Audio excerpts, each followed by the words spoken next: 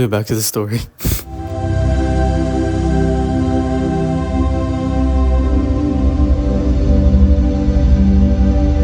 Okay guys, so I'm gonna give you a little update. I've been going through a medical issue that's been quite painful, and it's interesting how physical pain can affect your mental health.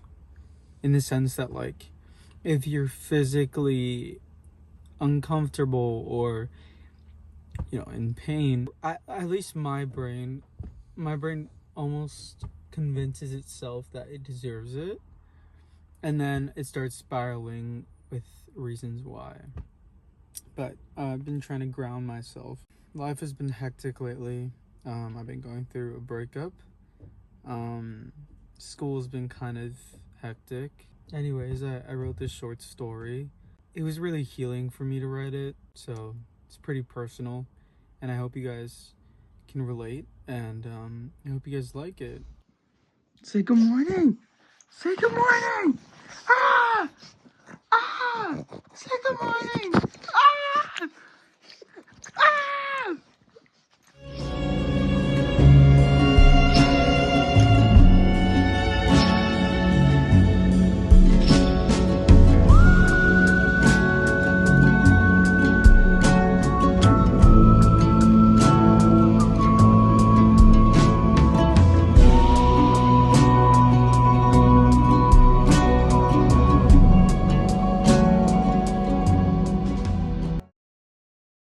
The sun was dying behind him, bleeding gold into the canyon as if the sky itself was mourning something it couldn't name. Silas rode slow. His silhouette stretched long on the dirt road like a prayer. The wind dragged itself through the chaparral, whispering his name with that lazy drawl only the desert knows. Auburn. His horse trotted beside him, steady and silent. Silas didn't speak much these days. Not to people, not to God. But Auburn, he was different. Auburn listened, not with ears, but with presence.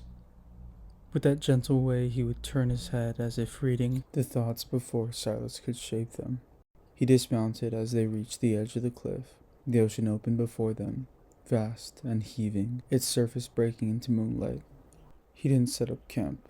He just stood there, watching. A single flower clung to the rock near the ledge, pale, unpicked. He crouched beside it. He didn't touch it, just looked. What if no one wants me? He thought. What if I'm the flower left unpicked, left to decay and sprout again, to endure the growing pains of the hard soil, to reach the sky once more only to find miles in between us, to wish I were a tree, to be more present in the world, to be more wanted. He sat down on the earth, knees drawn up, arms draped over them.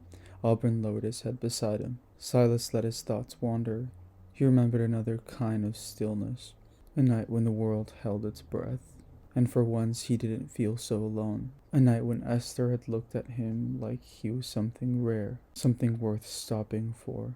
I thought myself a cowboy, Silas whispered, with a horseback mentality and leather-laced fantasies, with a lonely heart like a stone in the desert. But for a moment, there was night. The sun had finally set, and I retrieved my heart from the sand. Esther's eyes had undone him. They were the color of old maps and drifting dunes, like places Silas had never been but always longed for. Eyes of Arabian sands. And lost did I become trying to track 'em. I thought myself a cowboy, he breathed, but it turns out I do feel. The sea roared below, or maybe it wept. Maybe it knew what it was to love and lose and keep going. Silas pressed his palm into the dirt. I'm pondering an impermanence, he thought. One that the sea had warned.